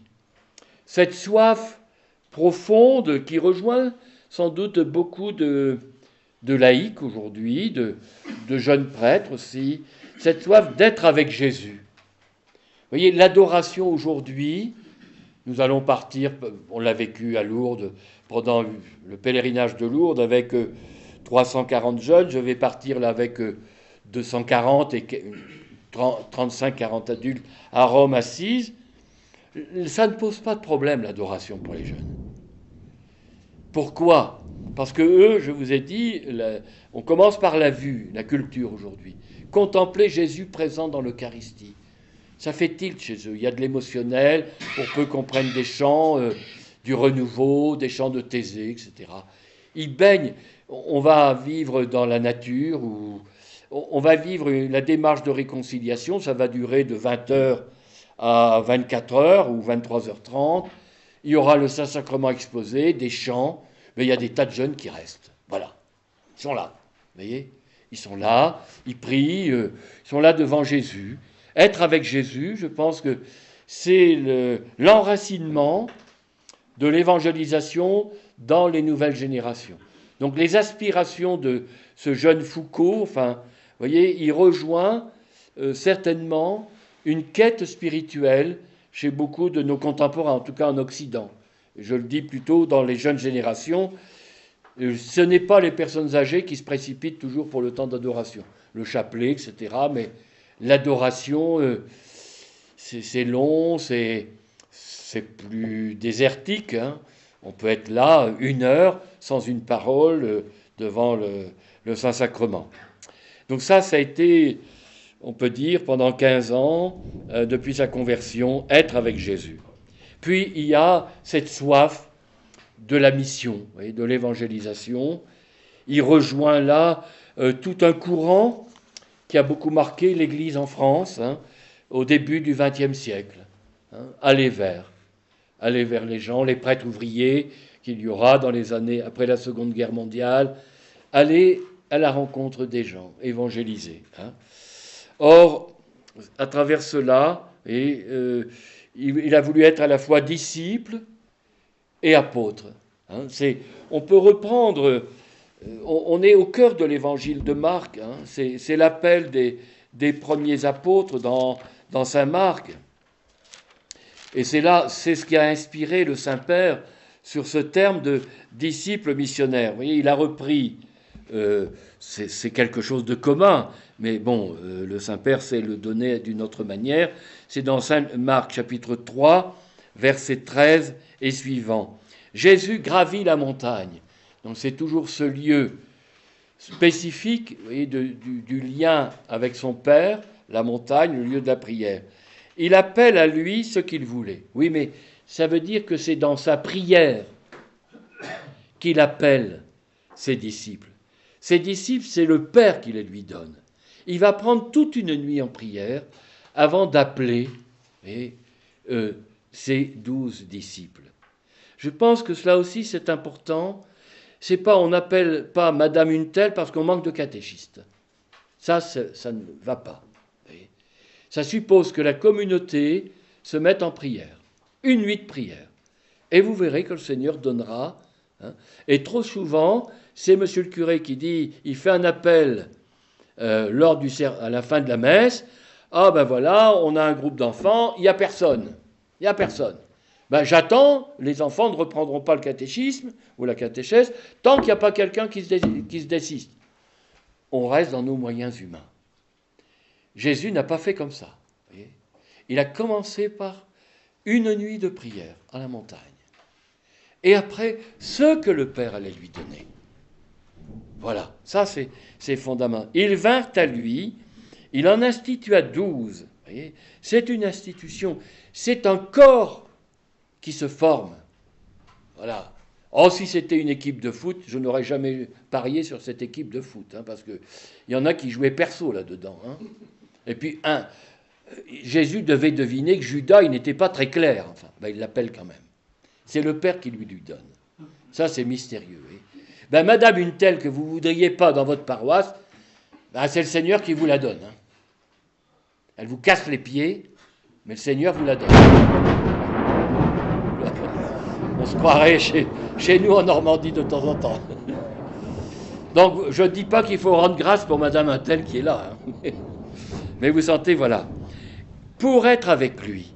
Voilà, donc ça, le disciple, on est avec Jésus. Et ce qu'on appelle, c'est d'abord, c'est pas pour rendre service à monsieur le curé, c'est pour être avec Jésus. Et pour les envoyer, vous voyez, pour les envoyer prêcher, hein, avec pouvoir de faire reculer les forces du mal. Ça aussi, aujourd'hui, Dieu sait si les prières de délivrance dans notre pays, et il en institua 12, Simon, etc., enfin les noms que vous connaissez. Donc, voilà à la fois être avec Jésus et aller vers. Mais en tout cas, ce qui a unifié sa vie, c'est cet amour passionné de Jésus de Nazareth. Je crois que le fondement hein, de la mission de l'évangélisation, on ne peut pas témoigner de celui pour lequel on n'a pas donné sa vie. Si vous êtes passionné de Jésus, comme les Thérèse, Marthe, tant d'autres, hein, François d'Assise, alors là, vous parlerez de Jésus parce que vous l'aimez. En tout cas, vous souffrirez intérieurement de voir comment il est traité et comment il est ignoré. Ça sera une vraie souffrance. Hein. Voilà, donc sans cesse, il va chercher à imiter Jésus à Nazareth, mais là aussi c'est un peu un aristocrate qui pense que le travail manuel c'était une déchéance. Non, au temps de Jésus, le rabbin, il était charpentier, il travaillait de ses mains, hein, comme tous les gens de son entourage. Hein. Voilà. Mais ce regard qu'il porte sur Jésus, je dirais, il est un peu le regard qu'il porte sur cette société de la fin du XIXe siècle. Hein. Et puis ensuite, on pourrait dire, Charles dit, il n'y a pas d'oblation sans immolation. Essayons de comprendre un peu cette phrase. Vous voyez, il n'y a pas d'offrande sans une mort un peu à soi-même. Évangéliser, témoigner de Jésus, ça coûte. Si c'était facile, on le saurait. Voyez. Donc, il n'y a pas d'oblation, d'offrande de soi, sans un renoncement quelque part, sans porter un peu sa croix. Ça, c'est quelque chose. Or, pour lui, c'est en contemplant le cœur de Jésus, où nous sommes dans la période un peu du Sacré-Cœur, voyez, mais surmonté de la croix. On ne peut pas séparer le cœur de la croix. Voyez, qu'il comprendra qu'il n'y a d'amour que dans le don de soi, et que l'amour rime souvent avec souffrance. Vous savez, ces dernières paroles qu'il écrit à sa sœur, il ne sait pas qu'il va mourir là quelques instants après, quelques minutes après avoir écrit. Hein, il envoie une lettre à sa sœur et il va être assassiné par ces fanatiques, hein, ces djihadistes qui viennent du sud de la Libye, qui voulaient sans doute l'emmener en otage, comme les moines de Tibérine, vous voyez, exactement. Hein, peut-être pour l'échanger contre d'autres prisonniers, on ne sait pas. Et donc il écrit « On n'aimera jamais assez ». C'est sa dernière phrase, sa dernière parole. Or, la plus grande souffrance pour lui, c'est de ne pas aimer comme Jésus aime. Et donc l'image qu'il va prendre, souvent, c'est l'image du grain de blé. Or, seuls ceux qui donnent leur vie à la suite du Christ fécondent l'humanité. Je crois que vous ne verrez peut-être pas de conversion dans la paroisse où vous êtes, mais si vous donnez votre vie, si vous aimez ces gens qui sont là, que le Seigneur vous confie, croyants, pas croyants. Une paroisse, c'est tout le monde. C'est tous ceux qui sont là que le Seigneur vous donne à aimer, pas uniquement les cathos plus plus. Vous savez, nous on les appelle les cathos plus plus. Les bons pratiquants. Non, non. C'est tous ceux qui sont là sur ce territoire que le Seigneur vous confie. parce que Dieu, il aime tous les hommes. Hein. Donc, vous ne le verrez peut-être pas, hein, ce qui va naître. Ça sera votre successeur, ça sera d'autres. Vous aurez quelques clins d'œil. Mais il n'y a pas de fécondité possible sans cet acte d'offrande de vous-même. Voyez ? Sinon, on est dans l'ordre de l'efficacité spirituelle, peut-être, mais ça ne dure pas. La fécondité, ça suppose d'entrer dans le temps de Dieu. C'est ce que nous avons découvert hier. Hein. Mais il n'y a pas de fécondité sans le don d'une vie. Donc, quelque part, voilà, c'est cela. C'est un certain nombre de religieux savent bien que si leur fondateur prenait ici Marthe Robin, c'est son offrande. Voilà, il n'y aurait pas de foyer de charité sans l'acte d'offrande de Marthe. Ne rêvons pas. Demandez, si vous connaissez des congrégations religieuses, de relire l'acte d'offrande de leur fondatrice. Elle ne serait pas là sans l'acte d'offrande de leur fondatrice. Donc il y a une vie qui a été offerte. Dieu ne peut pas naître sans l'acte d'offrande de notre vie. Oui. Sinon c'est du rêve spirituel. Donc c'est vrai, moi je viens pas vous annoncer, tout va bien, il y a la croix par laquelle vous passerez. Hein. Alors évidemment, on dit toujours, bon, c'est ce vieux moine qui en avait ras-le-bol de porter sa croix. On a tous un peu ras-le-bol de porter notre croix. Hein. Vous savez, quand on est évêque, on voudrait bien qu'un autre rapidement vous succède. Hein. Bon, eh bien, il en avait marre de sa croix. Hein. Et dans un rêve, il avait dit à Jésus, j'en ai ras-le-bol, prends ma croix, mais j'en... Alors, il voit dans son rêve plein de croix.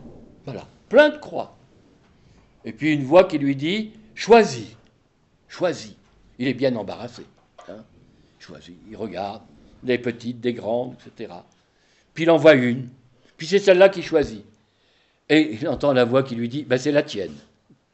Voilà, c'est la tienne. Vous voyez, chacun porte, certains c'est dans la famille, d'autres c'est leur santé, d'autres c'est leur timidité, d'autres c'est d'autres choses. Vous voyez ? Voilà. Donc, offre-moi ta fragilité, offre-moi ce que tu es. L'acte d'offrande, vous voyez, de chacun de ces grands témoins de la foi. Mais alors, je sais bien, si je dis ça dans ma société de consommation où il faut se protéger, des jeunes me répondraient, c'est pas écrit pigeon sur mon front. Vous voyez ? Se faire pigeonner, voilà. Être pigeon, le pigeon, on profite de lui. On va profiter de moi. On va profiter de moi. Si des parents avaient dit, on ne va pas avoir d'enfants parce que sinon les enfants vont profiter de nous, on ne dormira plus, etc. Non. Vous voyez. Donc voilà. Charles de Foucault a pu jouir, profiter de la vie, ça c'est vrai, hein, mais cela ne l'a pas rendu heureux. Son vrai bonheur, il l'a trouvé dans l'offrande de sa vie. Plus spécialement, celle de sa pauvreté, oui, de ses échecs, dans l'amour des petits. Parce que lui aussi croyait qu'il suffisait de baptiser, d'annoncer que Jésus, et puis ces braves musulmans, qui en tout cas Beni Abbès, venaient, des pauvres, venaient chercher la nourriture, etc., eh bien qu'ils deviendraient de bons chrétiens.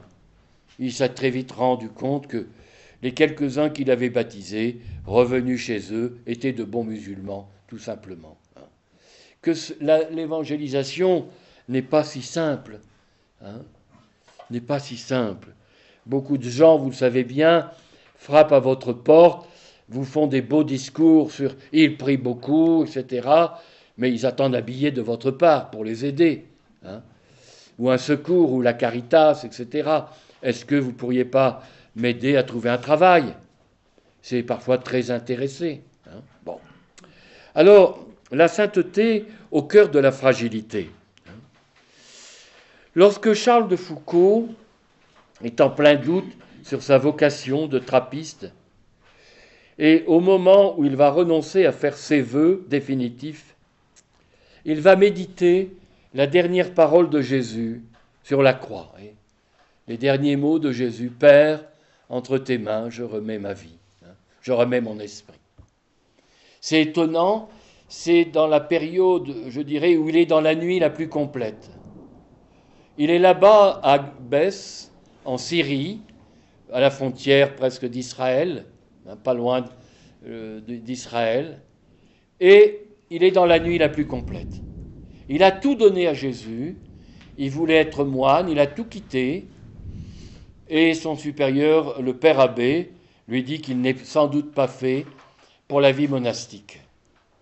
Peut-être que certains d'entre vous ont vécu des moments comme cela, où le supérieur du séminaire vous a dit « Non, je ne pense pas que vous soyez fait pour être prêtre ou autre ».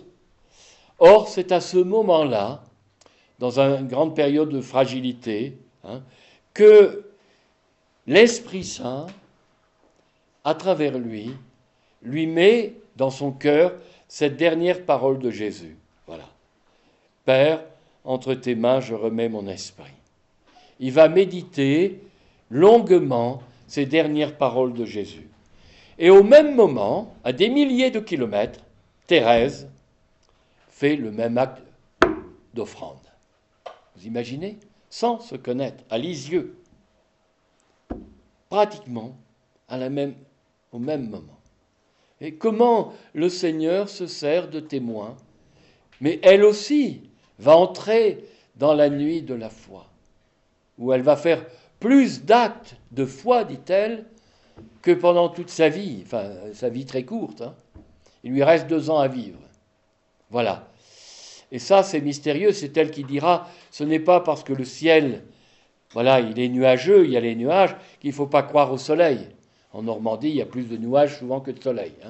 Bon, donc, vous sentez bien, c'est l'acte de foi, la foi, sans plus rien ressentir. Voilà. Donc, elle qui se trouve au fond d'un Carmel, à plusieurs milliers de kilomètres, vient d'écrire cet acte d'offrande. Or, Charles écrit l'acte d'offrande de sa vie, qu'il va vivre ensuite, je dirais, presque pendant 20 ans. On ne sait pas. C'est pour ça que je vous inviterai à écrire l'acte d'offrande de votre vie. Mais c'est peut-être pas pour demain, dans les jours qui viennent. Mais vous relirez peut-être cet acte d'offrande dans 10 ans. Et vous verrez qu'à travers cet acte d'offrande, le Seigneur y a répondu. Voilà. Mais il y a toujours, non pas ma volonté, Seigneur, mais que ta volonté se fasse. Voilà. Je peux vous dire, quand j'ai été appelé pour être évêque, je ne m'y attendais absolument pas. J'étais dans un centre d'accueil, non loin du foyer de charité que le Père connaît, au Courset. Ce jour-là, il y avait dans ce lieu d'accueil, qui est à la fois un lieu spirituel que mon évêque de l'époque m'avait demandé de fonder, et puis une maison d'accueil diocésaine. Il y avait environ 120 fiancés qui étaient là. À la cuisine, comme ça peut arriver ici, il manquait des personnes. On m'avait demandé de donner un coup de main pour essuyer. Bon, voilà, le samedi midi, vous voyez que je m'en souviens encore, ça m'a tellement marqué. Et puis, la responsable vient me trouver, me dit, ben voilà, il y a un coup de fil pour toi.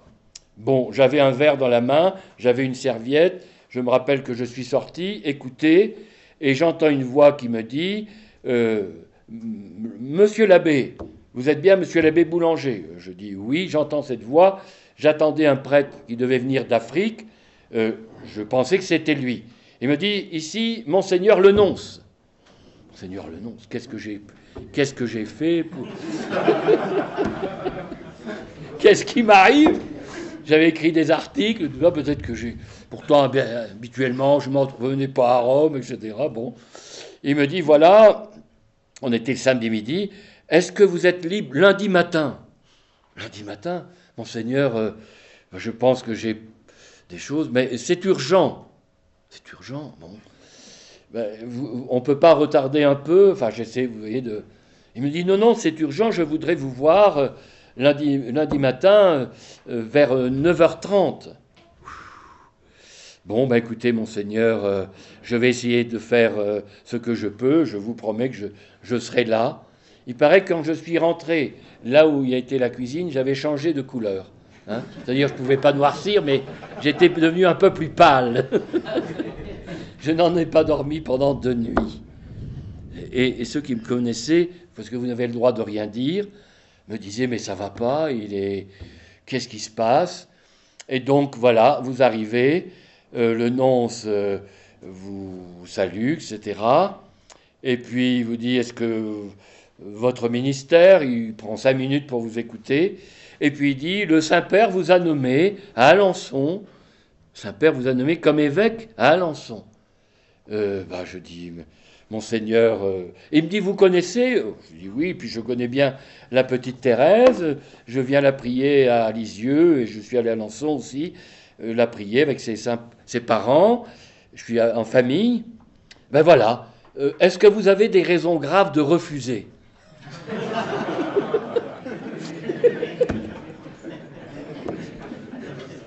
Celui qui venait après moi, il est tombé dans les pommes. Ils lui ont offert une bière. Vous voyez comment... Bon, j'ai dit oui, j'ai toujours dit oui à l'Église, je dis oui. Quand j'ai été nommé pour Bayeux-Lisieux, j'étais en pèlerinage à Ars, c'était sur mon téléphone portable, et il me dit, ici, Monseigneur le nonce. Ah bon. Là, j'avais déjà un peu plus l'habitude, je dis, bon, sans doute qu'il veut venir, ou telle chose, tel dossier que je dois envoyer à Rome, que je n'ai peut-être pas encore envoyé, donc là, j'étais plus rassuré. Et il me dit, Monseigneur, voilà, j'ai une nouvelle à vous communiquer. Le Saint-Père vous nomme évêque de Bayeux-Lisieux. J'étais en adoration, j'étais en train de prendre un temps d'adoration. Et il me dit, bon, j'espère que vous acceptez. Je dis, Monseigneur, est-ce que vous me laissez quelques heures pour réfléchir? Il me dit, non, vous savez, c'est urgent. Et puis, le Saint-Père vous aime bien, enfin, comme toujours. Voilà comment ça se passe, vous voyez, quand on dit oui au Seigneur. Mais le Seigneur, vous voyez, nous donnera toujours les grâces du oui que nous lui disons. Pensez à cela. Le Seigneur nous donnera toujours les grâces du oui que nous lui disons. Toujours dit oui à l'Église, et j'ai toujours reçu les grâces suffisantes, même si je ne me sentais pas du tout à la hauteur de ce que l'Église me demandait. C'était plutôt le contraire. Je me sentais plutôt dans l'incapacité. Et bien le Seigneur, je m'aperçois, il a toujours mis les personnes. Je pense qu'aujourd'hui, Monseigneur Servilien dirait sa joie d'avoir un vicaire général qui le complète. Voilà. Ben moi, c'est pareil. Heureusement que j'ai un conseil épiscopal. J'ai même des femmes au conseil épiscopal. Vous voyez, donc, quand le pape demande qu'il y ait des femmes, le chancelier, chez moi, c'est une femme. Eh bien, les femmes me complètent bien. Hein, voilà. Mais en France, nous avons maintenant, au conseil épiscopal, des délégués femmes. Bien sûr, elles ont leur place dans l'Église. Et je suis heureux de les retrouver dans le conseil épiscopal. Comme je suis heureux de Xavier, qui est venu, vous avez peut-être rencontré, qui me complète largement. Qu'est-ce que c'est qu'un évêque tout seul? Pas grand-chose, vous savez. Hein. Donc, c'est nos pauvretés qu'il faut offrir. Et le Seigneur, et quand on lui dit oui, il nous complète avec les personnes. Il connaît notre tempérament, il connaît nos failles, il connaît nos faiblesses.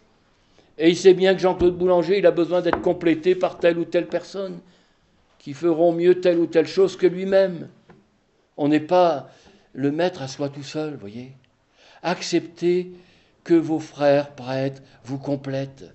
Acceptez que des frères et sœurs laïcs vous complètent. Vous n'êtes pas le tout à vous tout seul. Ça, c'est fondamental dans l'Église. Le pape critique ce cléricalisme, mais il n'est pas propre aux prêtres. Mais parfois, c'est ça. On croit qu'à nous tout seuls. Mais non. Mais non. Et justement, Charles de Foucauld a mieux compris cela, qu'il avait une vocation particulière et que d'autres le compléteraient. Et vous sentez que c'est en faisant peu à peu l'expérience de sa fragilité humaine qu'il va expérimenter sa pauvreté. Je crois qu'aux yeux du Seigneur, on est là, on bute sur notre pauvreté. J'imagine que parmi vous, il y en a qui sont très à l'aise avec les jeunes. Et puis d'autres, ça leur fait peur. Avec les ados, ça leur fait peur. Ne leur demandez pas de jouer au foot avec les ados. Ils ont horreur du foot. Mais il y a d'autres qui vont jouer au foot. Acceptez que c'est le presbytérium dans son ensemble diocésain qui évangélise ce diocèse. Vous n'êtes pas à vous tout seul, voyez, les évangélisateurs. Remerciez vos frères prêtres qui vous complètent. Vous voyez, ça c'est important. Il y en a qui sont très à l'aise avec tel ou tel type de personne. D'autres qui ont peur des femmes. Alors qu'est-ce que vous voulez, hein? Ne leur demandez pas d'animer une réunion d'équipe féminine. Ils vont se sentir mal à l'aise. Hein? Voilà. C'est chacun. Vous voyez. Et le Seigneur, quand lui offre notre pauvreté, c'est ça ce chemin de sainteté, vous voyez, dans le christianisme, l'offrande de notre pauvreté. Or, Charles de Foucault, c'est vrai qu'il a vécu quelque chose de douloureux. Il n'a converti personne. Hein. Il a donné sa vie à Jésus et il n'a vu aucune conversion. Et quelques années avant sa mort, en gros 7 ans, 8 ans avant sa mort, il dit « Je suis comme l'olive oubliée sur l'arbre après la cueillette des oliviers. » Voilà.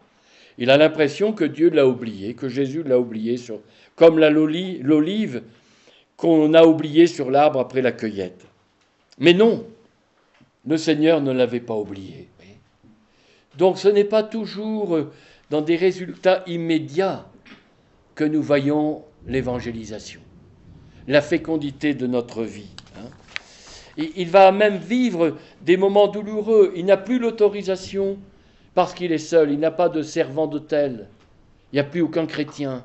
Il n'a plus l'autorisation de Rome de célébrer la messe. Vous imaginez ?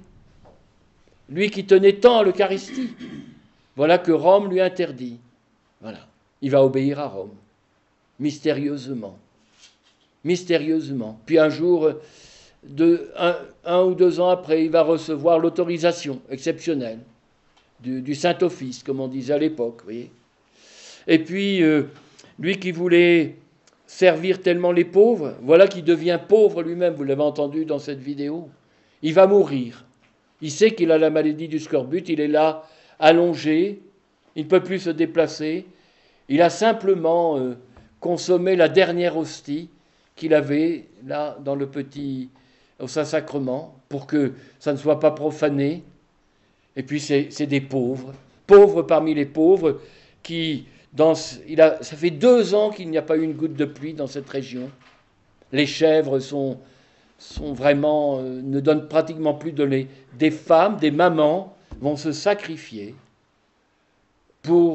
peut-être pour leur enfant, vont sacrifier ce peu de lait qu'elles ont récolté, qu'elles auraient pu donner à leur enfant pour lui offrir. Il apprend à recevoir. Dans l'évangélisation, on n'est pas là uniquement pour donner. Apprendre à recevoir des autres. Jésus, il a appris à recevoir, voyez.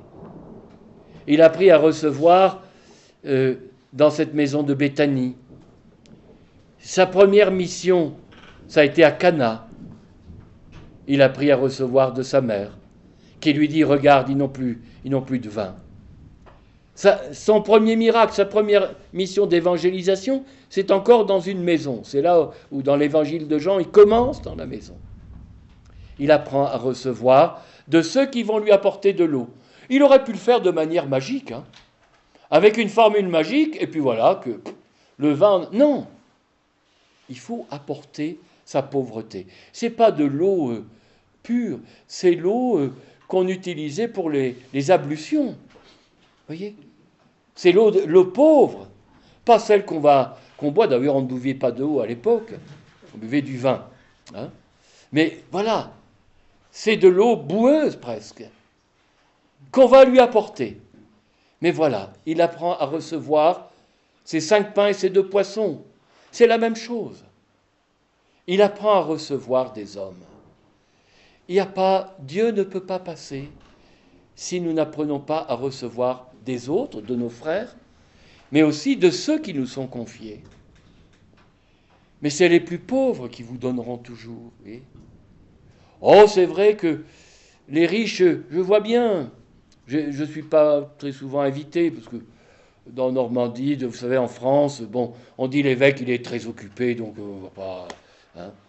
Et puis, si, quand je suis invité chez des gens d'une certaine importance, en général, c'est qu'ils ont quelque chose à me demander. Hein. Là, c'était pour le mariage de leur fille, donc une autorisation spéciale, etc. Mais les pauvres, eux, ils sont heureux simplement de vous partager le repas, oui, tout simplement. Mais apprendre à recevoir, dire merci, c'est quelque chose que Charles de Foucault a eu beaucoup de mal à apprendre. Et puis on va terminer là-dessus. C'est quelque chose aussi de fondamental dans la vie spirituelle. C'est ce que tous les spirituels ont appelé dans la vie. Il y a toujours le second appel. On y reviendra. Hein. Vous savez que dans la vie de Moïse, il y a ce second appel. On y reviendra, il suffit de lire Hébreux chapitre 11, mais il y a ce premier appel qui est celui de nous tous, hein, lors de notre ordination. Voilà, Seigneur, tu m'as appelé, je te dis oui, je t'offre ma jeunesse. C'est Moïse qui a un coup de cœur. Voilà, pour ses frères hébreux, hein, qui sont maltraités. Vous connaissez tous cet épisode. Mais ce premier appel, il y a encore beaucoup de lui-même. Alors il le fait au nom de sa foi, au nom de Dieu, pour sauver ses frères maltraités. Il a un coup de cœur, voilà. Malheureusement, ce coup de cœur va lui coûter, on pourrait dire, sa promotion. Il est appelé à être officier dans l'armée, sans doute du Pharaon, un poste important. Et voilà que sa carrière est brisée. Il est dans le remords, il s'enfuit, et il est même, vous voyez, loin de cette terre, dans une région qu'il ne connaît pas. Et là, il est au service de son beau-père. Vous imaginez, entre cette promotion qu'il allait avoir, et il est pas en esclavage, parce qu'il est marié plus ou moins avec une fille de Jéthro, et son beau-père, mais il garde des moutons, c'est pas à lui. Et il est devenu serviteur. Et c'est à ce moment-là que le Seigneur l'appelle. Vous voyez ? Ce buisson ardent, c'est l'image du remords qu'il y a en lui, plein d'épines. Son cœur, il est rempli d'épines. Il en veut à tout le monde. Il en veut à la terre entière. Il a raté. Il en veut peut-être même à Dieu. Vous voyez ? Il sentait que le premier appel, c'était Dieu. Mais non, il s'est trompé. C'était beaucoup de lui. Vous voyez ? Lui, Moïse. Et puis s'il avait libéré son peuple, alors là, hein, non. Et c'est là, va, dit Dieu. Ah, Moïse, il n'a surtout pas envie d'y aller. Prends quelqu'un d'autre. Eh bien ça, c'est le véritable appel. Il nous faut passer par ce deuxième appel, qui est l'appel authentique, celui-là. Parce qu'en général, on n'a pas envie d'y aller. Hein. Et là, on dit, Seigneur, je t'offre ma pauvreté. Hein. J'ai déjà essayé, ça ne va pas recommencer. Et c'est là que le Seigneur agit. C'est là que le Seigneur... Il a vu la misère de son peuple. Ce n'est pas Moïse qui l'a vu d'abord. Dieu, il connaît notre peuple. Il connaît notre paroisse. Il sait les difficultés. Mais c'est lui qui nous donnera les moyens. Et Moïse, il ne va pas être tout seul. Il y a Aaron. Et puis quand il va râler en plein désert, il y a 70 là, 70 anciens que l'Esprit Saint va appeler. Et tu croyais être tout seul, toi, Moïse. Voyez ? On a ça avec Pierre. Pierre qui fait ses belles promesses. Je te suivrai où tu iras, quitte à mourir avec toi. Il dit ça dans un élan de piété, de générosité, de sainteté. J'irai où tu iras. C'est le premier à renier Jésus, voyez, devant cette servante. Mais il y a le deuxième appel, tout à la fin de l'évangile de Jean, chapitre 21. Pierre, m'aimes-tu ? Ça, c'est en grec, c'est agapéo. M'aimes-tu de l'amour même de Dieu ? Dit Jésus. Oh, Pierre répond philéo. Je t'aime, Seigneur, du pauvre amour humain. Philéo, c'est la philanthropie. Voilà, je t'aime de ce pauvre amour humain. Je t'offre ma pauvreté. Et Jésus est tellement bon et miséricordieux. La troisième fois, il lui dit, eh bien, offre-moi. Il ne prend plus agapéo, mais philéo, offre-moi ton pauvre amour humain. Et je te confie mon Église, pas la tienne, mes brebis. Jésus n'a jamais dit à Pierre, tes brebis. Le diocèse où je suis, c'est pas mon diocèse. C'est celui que Jésus me confie. C'est son affaire à lui. Quand je suis arrivé, j'ai dit à Sainte Thérèse, c'est toi la patronne. Tu te débrouilles. Tu te débrouilles. Moi, je ne suis pas à la hauteur. Ça, c'est sûr. Donc, quelque part, c'est pas... Vous voyez? Alors, des fois, on se prend... Oui, on dit... Vous voyez? C'est pas ma paroisse. C'est la paroisse que Jésus vous confie. C'est la sienne. Jésus n'a pas dit tes brebis, mes brebis. Vous voyez? On a tout un chemin de purification. Le premier à évangéliser, c'est moi. Vous voyez? L'évangile, je ne suis pas en train de le vivre. Hein. Donc c'est ce deuxième appel que Charles va entendre, enfin. Et il lui reste 8 ans à vivre, vous savez. Mais 8 années fondamentales. C'est ce qu'on appelle cette grâce du second appel. La sainteté va bien au-delà aussi de ce qu'il est. Hein. Or, là aussi, je vais arrêter là, mais c'est un peu comme le grain de blé qui est un peu jeté en terre. Il va mourir, il va dépérir, il va être dans l'obscurité, il va connaître la nuit. Puis un jour, une petite pousse et un bel épi. Hein. Ça reste mystérieux, vous voyez. Mais nos contemporains ne croient pas que de la mort jaillit la vie. Pour eux, c'est de la vie que jaillit la vie. Vous voyez, ils ne croient pas à ça. Hein. C'est pas possible. Donc ça, donner sa vie, c'est se faire pigeonner. Non. Donc, vous sentez bien que c'est difficile, ce message de l'Évangile. Hein. Nous croyons que de la mort à soi-même, peut jaillir la vie. Aimer, c'est tout donner, se donner soi-même, dit Thérèse. Hein. Voilà, on va s'arrêter là pour cet après-midi.